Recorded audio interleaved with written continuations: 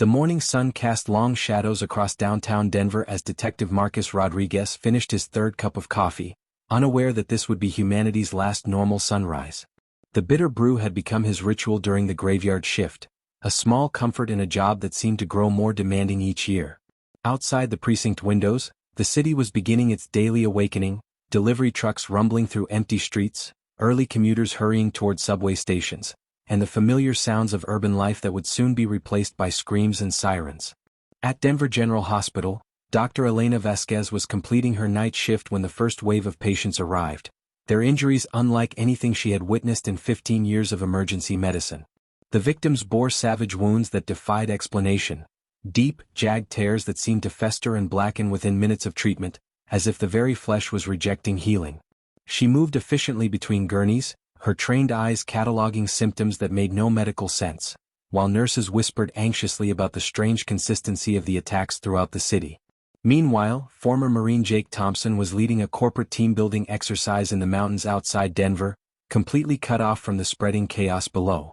The irony wouldn't be lost on him later. While he was teaching executives how to build trust and overcome obstacles, the greatest challenge in human history was beginning just 50 miles away. His satellite phone remained silent, the peaceful mountain air providing no hint of the catastrophe unfolding in the valley. The attacks had started at 3:47 a.m., according to police reports that would later become historical documents marking humanity's final hours of ignorance. Emergency dispatch operators fielded increasingly frantic calls from across the city, each report more disturbing than the last.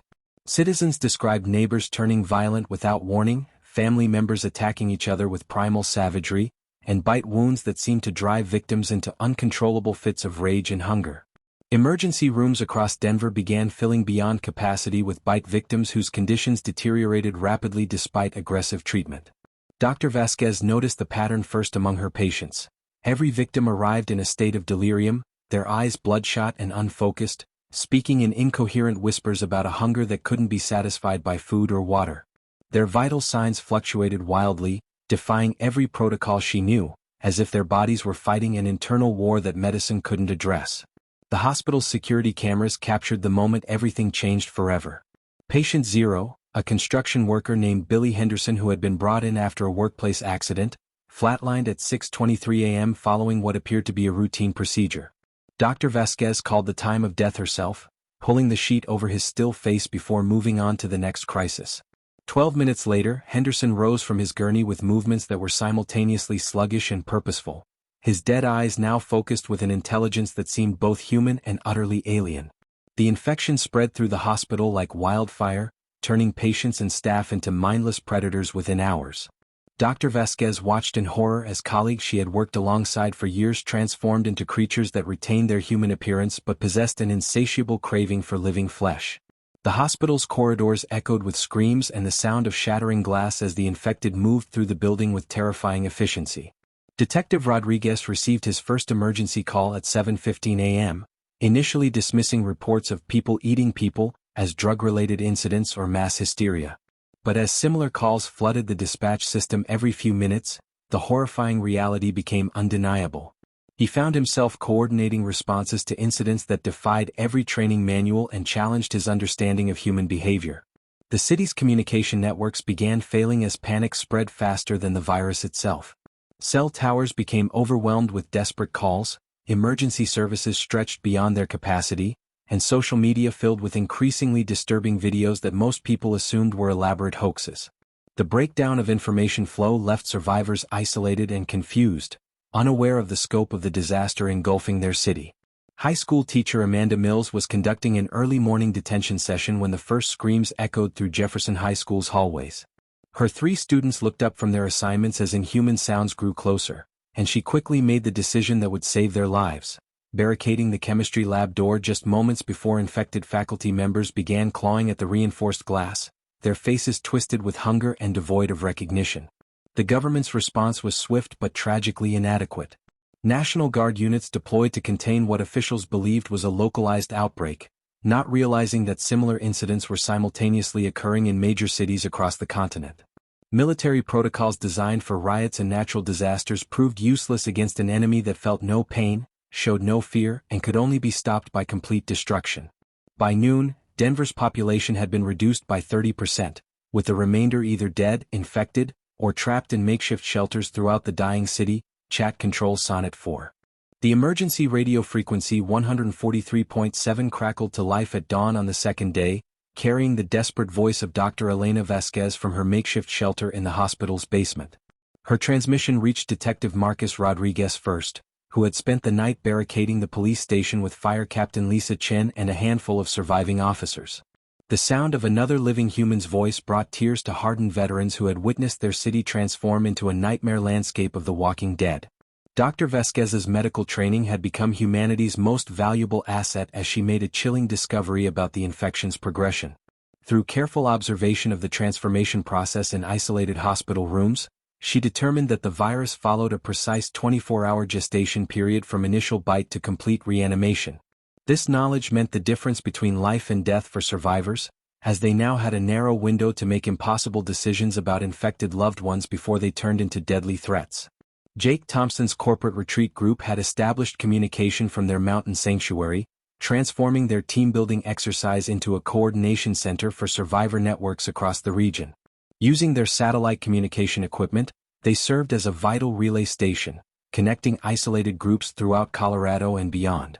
The cruel irony wasn't lost on Thompson that the leadership skills he had been teaching executives were now being used to organize humanity's desperate fight for survival against an enemy that had once been their neighbors and co-workers. Detective Rodriguez and Captain Chen worked tirelessly to organize the first survivor convoy, a dangerous mission to unite scattered groups across the infected city. Their plan required precise timing and coordination, as the infected had demonstrated an unsettling ability to swarm toward any significant noise or movement. The convoy would need to move swiftly through predetermined routes while maintaining radio silence until they reached each pickup location, where survivors waited in terror for rescue or death.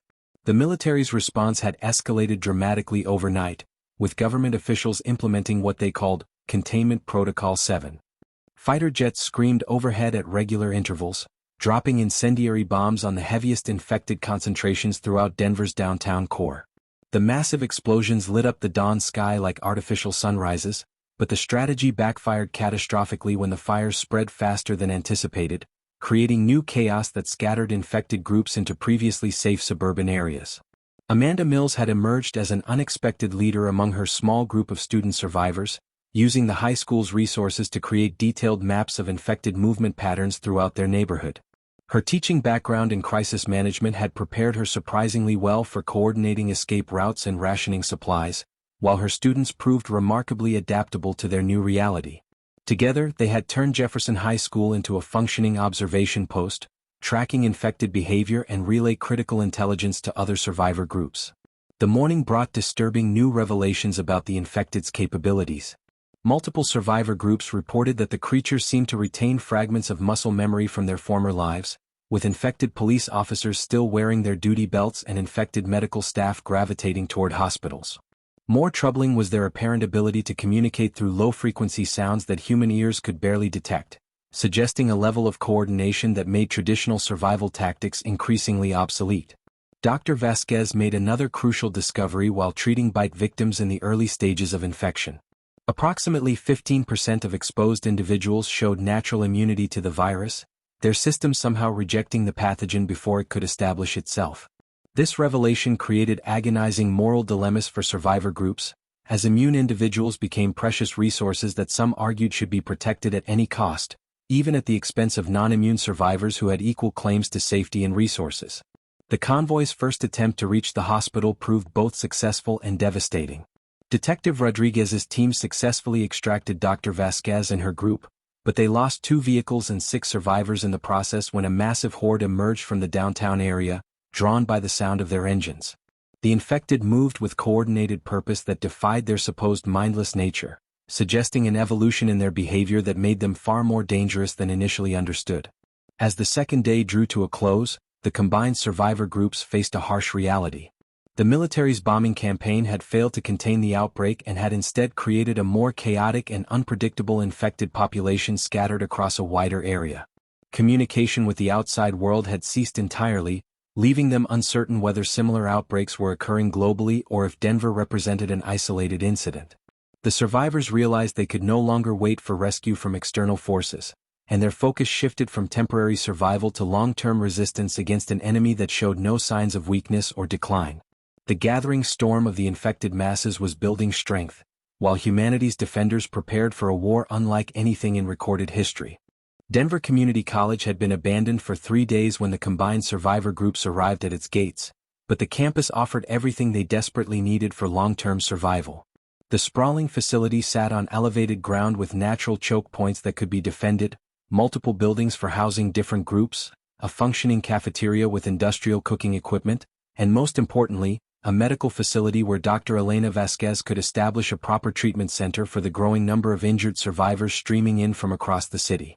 Detective Marcus Rodriguez took charge of the fortification efforts, working alongside Jake Thompson to transform the peaceful academic campus into humanity's first organized stronghold against the infected hordes. They systematically reinforced entry points with overturned vehicles, furniture, and construction materials salvaged from nearby sites, while establishing overlapping fields of fire from dormitory windows that provided clear sight lines across the campus grounds. The library became their command center, its thick walls and single entrance making it an ideal location for coordinating defense operations and maintaining communication with other survivor enclaves. However, the establishment of their fortress brought unexpected internal conflicts that threatened to tear apart their fragile alliance before the infected could breach their walls. Fire Captain Lisa Chen advocated for a military-style command structure with clear chains of authority, while Amanda Mills argued for a democratic council that would give equal voice to all survivor groups regardless of their pre-outbreak professional backgrounds. The debate grew heated when resources became scarce, with some survivors questioning whether former police and military personnel deserved automatic leadership positions in their new society. The tension reached a breaking point when Robert Hayes, a former city councilman who had arrived with a group of survivors from the financial district, began challenging every major decision and demanding a formal election for camp leadership. Hayes argued that democratic principles were more important than ever in their desperate circumstances, but his constant objections to Rodriguez's security measures and Chen's rationing protocols created dangerous delays in critical decisions. The political maneuvering felt surreal against the backdrop of infected creatures prowling just beyond their reinforced perimeter, testing their defenses every night with increasing persistence. Amanda Mills emerged as an unexpected strategic mind during this period of internal strife, proposing compromise solutions that balanced different factions' concerns while maintaining operational effectiveness. Her background in education had taught her to manage diverse personalities and competing interests, skills that proved invaluable when mediating disputes between strong-willed survivors who were accustomed to being in charge. She established work committees that gave everyone meaningful roles in their community's survival, from food preparation and medical assistance to perimeter patrol and supply inventory management. The discovery of immune survivors created the most difficult moral challenge the group had faced since the outbreak began. Dr. Vasquez's testing revealed that 12 individuals among their population of 87 showed complete resistance to the infection, including 2 children whose parents had not survived the initial chaos. The knowledge sparked intense debates about resource allocation, with some arguing that immune survivors deserved priority protection and better living conditions, while others insisted that immunity was a responsibility to serve the greater good rather than a privilege to be protected. Jake Thompson found himself caught in the middle of these debates as he worked to establish supply chains and scavenging operations that would sustain their growing community. His military experience taught him the importance of unit cohesion, but the civilian survivors weren't soldiers who could be ordered to set aside personal grievances for the mission. He watched talented people waste precious time and energy on political disputes while infected creatures gathered in ever larger numbers beyond their walls, learning their routines and testing their defenses with what appeared to be calculated intelligence. The fortress faced its first major test when a group of 30 survivors from Aurora arrived seeking shelter, led by a charismatic preacher named David Morrison who claimed to have divine guidance for humanity's survival. Morrison's followers were well-armed and disciplined, but their leader's insistence on conducting daily prayer services and his prohibition against using immune survivors for dangerous missions created new friction within the established community. Some residents welcomed the additional firepower and Morrison's message of hope, while others viewed his religious requirements as dangerous distractions from practical survival needs. As the first week in their fortress drew to a close, the survivors realized they had created something unprecedented in human history, a functioning society built entirely around the threat of extinction by former members of their own species. Their daily routines revolved around shifts for perimeter watch, scavenging expeditions into infected territory, medical care for the wounded, and the constant maintenance of defenses that stood between them and certain death. The community college that had once prepared students for ordinary careers had become humanity's laboratory for learning how to rebuild civilization while surrounded by the walking dead, with every decision carrying consequences that could determine whether their species would survive to see another generation. Chat controls Sonnet 4. The food situation reached critical levels on day 12 of their occupation at Denver Community College, forcing the survivor community to confront the harsh reality that their fortress could only sustain them for so long without regular supply runs into infected territory. Dr. Elena Vasquez's medical supplies were running dangerously low, with bandages being reused and antibiotics rationed to only the most severe cases, while the cafeteria's industrial freezers had been empty for 3 days despite careful rationing protocols established by Fire Captain Lisa Chen. Jake Thompson volunteered to lead the first major scavenging expedition, drawing on his Marine Corps experience to plan a systematic sweep of the King Soopers supermarket complex just 2 miles from their campus stronghold. The mission required splitting their limited manpower between those who would venture into the infected zone and those who would remain behind to defend the fortress, a decision that sparked heated debate among the council members who had finally established some semblance of democratic governance under Amanda Mills' mediation efforts. The supply team consisted of 12 volunteers, including Detective Marcus Rodriguez, 2 of the immune survivors who could take greater risks, and several civilians who had proven themselves during smaller reconnaissance missions around the campus perimeter. They departed at dawn in 3 modified vehicles, their windows reinforced with wire mesh and their engines muffled to reduce noise that might attract unwanted attention from the infected hordes that had been steadily increasing in size and coordination throughout the surrounding neighborhoods. The supermarket appeared deserted from a distance, its parking lot littered with abandoned vehicles and debris, but Jake's military instincts warned him that appearances could be deceiving in this new world where death itself had been redefined. The team moved in tactical formation, using hand signals and predetermined routes that would allow for rapid extraction if they encountered more infected than they could handle, while maintaining radio contact with the fortress every 15 minutes to report their status and location.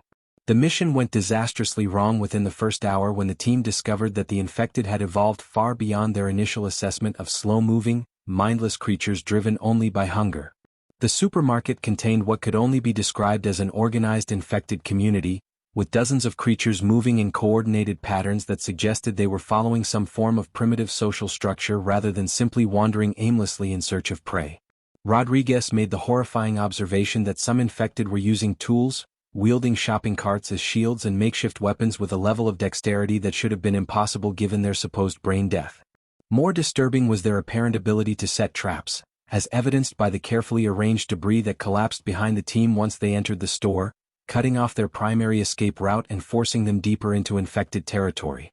The creatures demonstrated speed and agility that far exceeded their previous encounters, moving with fluid grace that made them formidable opponents even for trained fighters like Thompson and Rodriguez. Their attacks were coordinated and strategic, with some infected serving as distractions while others flanked the survivors from unexpected directions, suggesting a level of tactical thinking that challenged every assumption about their cognitive abilities. Jake's team fought desperately through aisles of overturned shelving and scattered merchandise, their ammunition supplies dwindling rapidly as they discovered that the infected could absorb tremendous physical damage while continuing to function. The creatures seemed to learn from each engagement, adapting their tactics in real time and demonstrating an unsettling ability to remember the survivors' preferred fighting techniques and counter them effectively. The extraction became a running battle through residential neighborhoods where infected emerged from houses and hidden locations with perfect timing, as if they had been coordinating their response through some form of communication that humans couldn't detect. The team lost 2 vehicles and 4 members, including one of the precious immune survivors whose loss represented both personal tragedy and a devastating blow to their community's long-term survival prospects. Thompson's group returned to the fortress with minimal supplies and the sobering knowledge that their enemy was far more dangerous than they had imagined.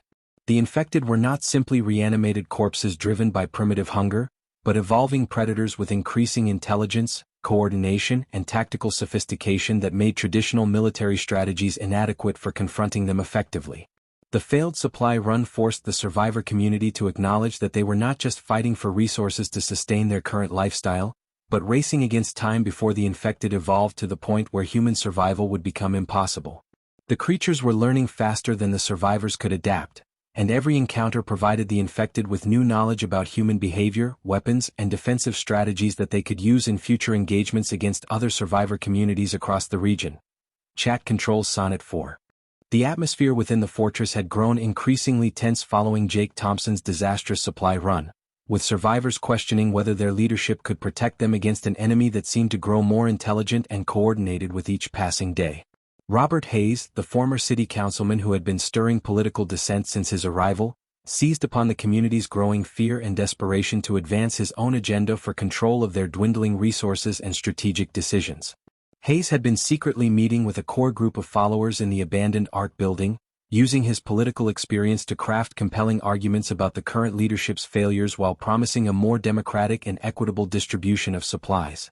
His faction included several skilled individuals whose support could significantly impact the community's survival capabilities, including 2 mechanics who maintained their vehicles, a former National Guard communications specialist, and Dr. Patricia Wong, a veterinarian whose medical knowledge had become invaluable as human medical supplies continued to dwindle. The betrayal began with seemingly reasonable proposals for reorganizing their governance structure, but Hayes' true intentions became clear when his faction started hoarding medical supplies, ammunition, and food in hidden caches throughout the campus. Detective Marcus Rodriguez discovered the first cache during a routine security sweep, finding antibiotics and pain medications that Dr. Elena Vasquez desperately needed for treating injured survivors who had risked their lives defending the community. Hayes justified his actions by claiming that the current leadership was too focused on aggressive military tactics and not enough on long-term survival planning, but his secret negotiations with a hostile survivor group from the Highlands Ranch area revealed his willingness to sacrifice community members for personal gain. The rival survivor group, led by a ruthless former corporate executive named Michael Brennan, had been raiding other communities and absorbing their resources while eliminating anyone who refused to submit to their authoritarian control structure. Amanda Mills uncovered the full scope of Hayes' treachery when she intercepted radio communications between his faction and Brennan's raiders, learning that Hayes had promised to deliver detailed intelligence about the college's defenses, supply locations, and the identities of immune survivors in exchange for a leadership position in the combined community. The plan involved creating a deliberate breach in their perimeter during the next infected assault, allowing both the raiders and the creatures to overwhelm the current defenders. The timing of Hayes' betrayal coincided with the largest coordinated infected attack the fortress had experienced, as hundreds of creatures emerged from the surrounding neighborhoods in what appeared to be a carefully planned assault on multiple fronts simultaneously. The infected demonstrated unprecedented tactical coordination, with some groups creating diversions while others focused their attacks on specific weak points in the perimeter that Hayes' faction had deliberately left undermanned. Fire Captain Lisa Chen found herself fighting a desperate battle on 2 fronts as Hayes supporters actively sabotaged defense positions during the height of the infected assault, removing barricades and disabling communication equipment that coordinators needed to direct the community's resistance efforts. The betrayal created chaos within their ranks at the worst possible moment, with survivors uncertain who they could trust while deadly creatures poured through breached sections of their carefully constructed defenses. Jake Thompson made the agonizing decision to abandon their hard-won sanctuary when it became clear that Hayes' sabotage had compromised their position beyond recovery, forcing the loyal survivors to evacuate into the wilderness with minimal supplies while infected overran the campus buildings they had called home. The evacuation became a running battle through the college grounds as Hayes' faction attempted to prevent their escape, believing that delivering the entire community to Brennan's raiders would secure their own survival. Dr. Vasquez managed to save critical medical records and a small supply of essential medications during the chaotic retreat, while Rodriguez coordinated a fighting withdrawal that allowed most of the loyal survivors to escape despite overwhelming odds. The preacher David Morrison and his followers proved their loyalty during the evacuation, using their military-style discipline to provide covering fire that enabled families with children to reach the extraction vehicles safely. The community that had once numbered nearly 100 survivors was reduced to fewer than 60 as they fled into the Colorado wilderness, forced to abandon not only their fortress but also the sense of security and hope they had built over weeks of careful planning and hard work. Hayes' betrayal had cost them their home, their supplies, and most devastatingly, their faith in their ability to trust fellow survivors in a world where cooperation meant the difference between life and death.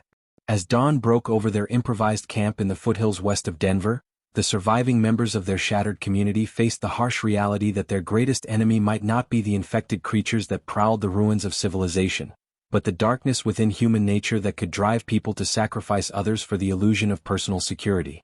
The betrayal had taught them that survival required not just physical courage and tactical skill, but the wisdom to identify those who would destroy their community from within. Chat controls Sonnet 4. The discovery of Denver's extensive underground network came by accident when Jake Thompson's exhausted group sought shelter from a massive infected horde that had been tracking them through the foothills for 3 days. Amanda Mills noticed steam rising from a partially concealed maintenance entrance near the abandoned Cherry Creek Mall, leading them into a labyrinth of subway tunnels, utility corridors, and abandoned mining passages that stretched beneath the entire metropolitan area like the circulatory system of a buried giant. The underground world offered both salvation and new terrors that the surface survivors had never imagined. The tunnels provided protection from the infected masses above, but they also harbored dangers that were uniquely suited to the claustrophobic environment below ground. Echo chambers amplified every sound, making stealth nearly impossible, while the maze-like layout created countless opportunities for ambush by both infected and hostile human groups that had already claimed territory in the subterranean realm. Detective Marcus Rodriguez quickly realized they had entered a complex ecosystem of survivor communities with vastly different philosophies about what humanity needed to become in order to survive the apocalypse. The first group they encountered called themselves the Tunnel Runners, led by a former subway maintenance supervisor named Tony Castellanos who had intimate knowledge of the underground system and used that expertise to establish a mobile community that never stayed in one location for more than a few days. Castellanos' group had embraced a philosophy of constant movement and minimal attachment, believing that any attempt to establish permanent settlements would eventually attract either infected swarms or hostile raiders who would destroy everything they had built. The Tunnel Runners traveled light, lived off scavenged supplies, and maintained their survival through superior knowledge of underground routes that allowed them to appear and disappear like ghosts whenever larger, more aggressive groups tried to claim their territory.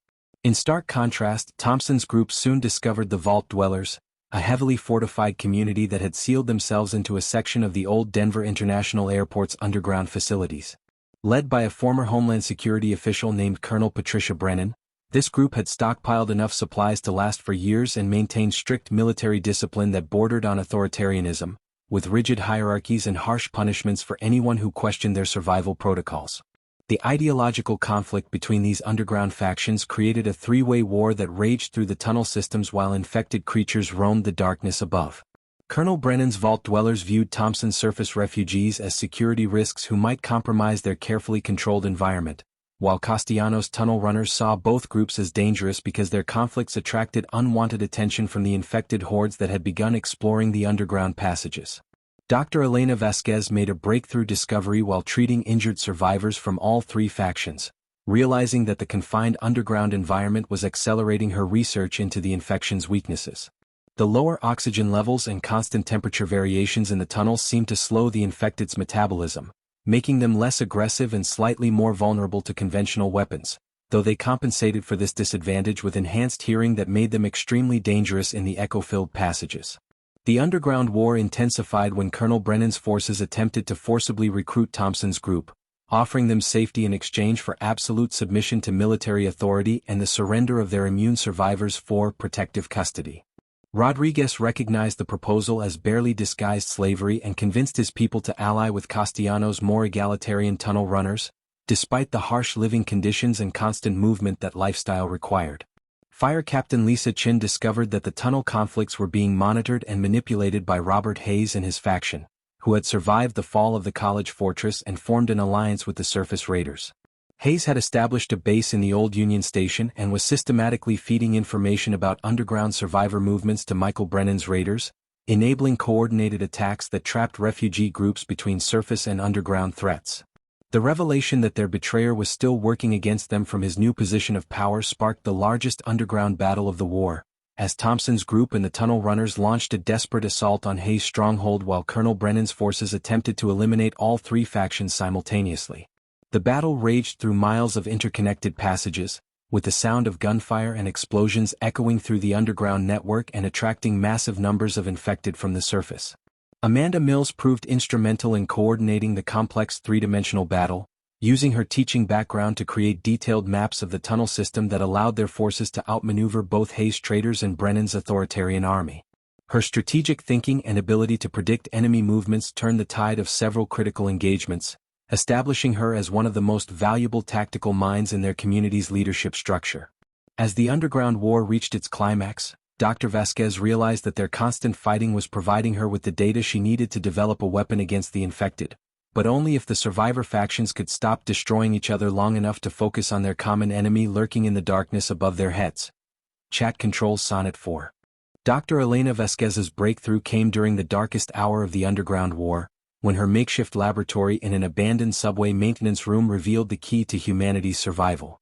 Her research into the infected slowed metabolism in underground conditions led to the discovery that specific low-frequency sound waves could disrupt the neurological pathways that coordinated their pack behavior, essentially severing the mysterious communication network that made them so dangerously effective as organized hunters. The sonic weapon theory required testing on a massive scale to prove its effectiveness, which meant broadcasting the disruption frequency across the entire Denver metropolitan area from the city's primary radio transmission tower located atop Mount Morrison. Jake Thompson recognized immediately that the mission would be a suicide run for most of the team, requiring them to fight through the heart of the infected city while carrying sensitive electronic equipment that could easily be damaged or destroyed during combat. Amanda Mills coordinated the most complex military operation their survivor community had ever attempted, splitting their limited forces into 3 separate teams with distinct objectives that would need to execute flawlessly despite having no backup plan if any element of the mission failed.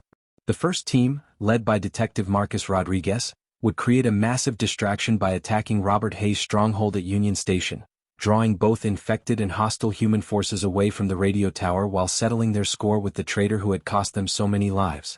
Fire Captain Lisa Chen commanded the second team, whose responsibility was establishing a secure corridor through the infected-controlled downtown area that would allow the technical team to reach Mount Morrison with their precious cargo intact.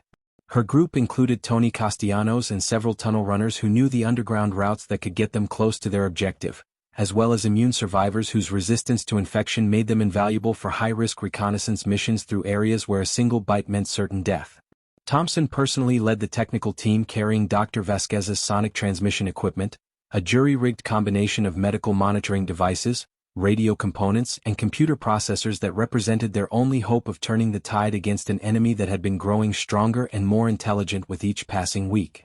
The equipment was fragile and required constant calibration, meaning that Thompson's team would be vulnerable throughout their approach to the transmission tower while carrying gear that made rapid movement or evasive maneuvers nearly impossible. The coordinated assault began at dawn on what everyone understood might be humanity's last chance to reclaim their world from the infected hordes that had transformed civilization into a nightmare landscape of death and terror. Rodriguez's diversionary attack succeeded beyond their wildest expectations, with Hayes' forces and the infected responding to the Union Station battle with such overwhelming numbers that the downtown core became a chaotic battlefield where human and infected enemies fought each other as much as they fought the survivors. Chen's corridor team fought a running battle through streets clogged with abandoned vehicles and debris, using explosives and carefully planned demolitions to clear paths for Thompson's technical team while maintaining communication with all units through portable radios that had become their lifeline in the urban combat environment. The tunnel runners' knowledge of underground routes proved invaluable when surface streets became impassable, allowing the mission to continue even when their original plan fell apart under enemy pressure. The ascent of Mount Morrison became an epic struggle against both infected creatures and the mountain's treacherous terrain, with Thompson's team losing precious equipment and several members to coordinated attacks by evolved infected that had learned to use the rocky slopes and dense vegetation as cover for their ambushes. Dr. Vasquez accompanied the technical team despite the extreme danger, knowing that her expertise might be needed to calibrate the equipment for maximum effectiveness against their supernatural enemy. The final approach to the radio tower required incredible sacrifices from heroes who understood that their deaths might be the price of humanity's survival.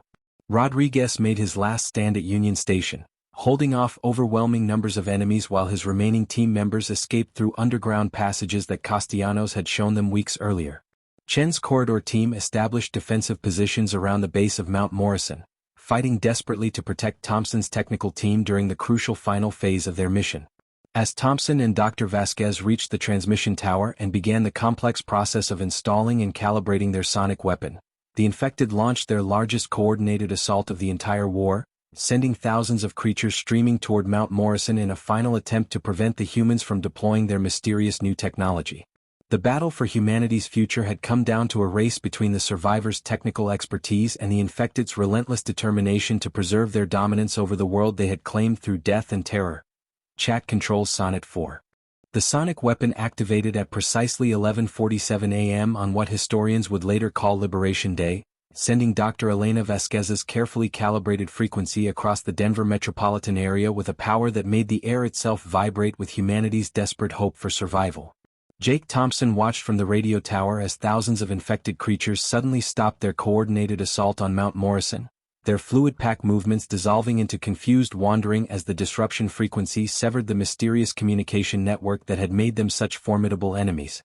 The immediate effect was more dramatic than anyone had dared to hope, with infected hordes across the city breaking apart into scattered individuals who seemed unable to coordinate attacks or even recognize each other as allies in their war against the living. Fire Captain Lisa Chen's defensive positions around the mountain base reported that attacking creatures were turning away from their objectives and stumbling aimlessly through the terrain, as if they had suddenly forgotten what they were trying to accomplish or why they had been moving together in such large numbers. Amanda Mills coordinated the first systematic sweep of reclaimed territory from their temporary command post in the ruins of the Denver Museum of Nature and Science, organizing survivor teams to methodically clear buildings and establish secure zones while the infected remained disoriented by the ongoing sonic bombardment. The process was slow and dangerous, as individual infected creatures were still deadly opponents despite their loss of coordination, but for the first time since the outbreak began, humans were advancing rather than merely surviving. The liberation of Union Station revealed the fate of Detective Marcus Rodriguez, who had made his final stand defending the diversionary mission that allowed the sonic weapon team to reach their objective. His sacrifice had saved countless lives by drawing enemy forces away from Mount Morrison during the crucial installation phase, and the survivors honored his memory by establishing the Rodriguez Memorial Command Center in the reclaimed station that became their new headquarters for reconstruction operations.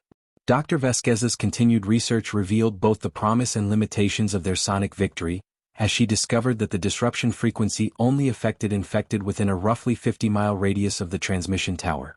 Beyond that range, the creatures retained their pack coordination and remained as dangerous as ever, meaning that other cities and regions around the world were still fighting their own desperate battles against an enemy that had learned to adapt to almost every challenge humans could devise. The establishment of New Denver began with securing a 10-block area around Union Station, where survivor teams worked tirelessly to clear debris, restore basic utilities, and create defensible perimeters that could protect their growing population from the isolated infected that still wandered through the disrupted zones. Jake Thompson's military experience proved invaluable in organizing construction crews and security patrols, while Amanda Mills developed educational programs that taught children who had never known normal civilization what their parents' world had been like before the outbreak. Tony Castellanos and his tunnel runners became the backbone of New Denver's supply and communication network, using their knowledge of underground passages to maintain contact with other survivor communities and coordinate resource sharing between groups that had previously been isolated by infected territory. The tunnel system evolved from a refuge of last resort into the circulatory system of a new civilization that was learning to thrive in the shadow of an ongoing apocalypse. The first year of New Denver's existence brought unexpected challenges that tested the survivors' ability to build a functioning society while maintaining constant vigilance against threats that could emerge without warning from the zones beyond their sonic protection. Political tensions resurfaced as the community grew and different factions debated everything from resource allocation and leadership structure to the moral obligations they might have toward survivor communities in other cities that were still fighting for their lives. Dr. Vasquez established the Institute for Outbreak Research in the former University of Denver, where she led efforts to develop portable sonic weapons that could be deployed to other survivor communities around the world, while also studying the long-term effects of the disruption frequency on both infected and human populations. Her work represented humanity's best hope for eventually reclaiming the entire planet from an enemy that had fundamentally changed the nature of human existence. As the second anniversary of Liberation Day approached, New Denver had grown into a fortified city-state of over 3,000 survivors who had created something unprecedented in human history, a functioning civilization built entirely around the principle that extinction was always one technological failure away from becoming reality. The sonic towers that protected their territory hummed constantly with the frequency that kept chaos at bay, while citizens went about their daily lives knowing that their children would inherit a world where vigilance, cooperation, and scientific innovation were the only things standing between humanity and the darkness that still prowled beyond the boundaries of their fragile sanctuary. The war against the infected was far from over, but for the first time since the outbreak began humans were winning. Chat controls Sonnet 4.